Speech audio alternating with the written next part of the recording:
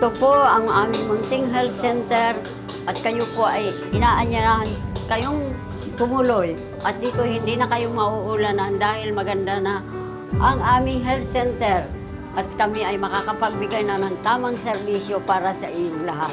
Pasok po kayo dito at diyan po kayo umupo.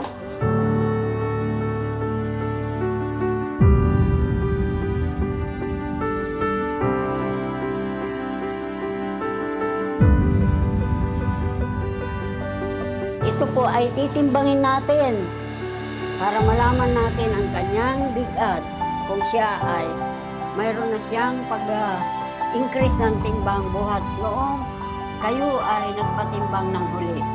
6.9 ka na.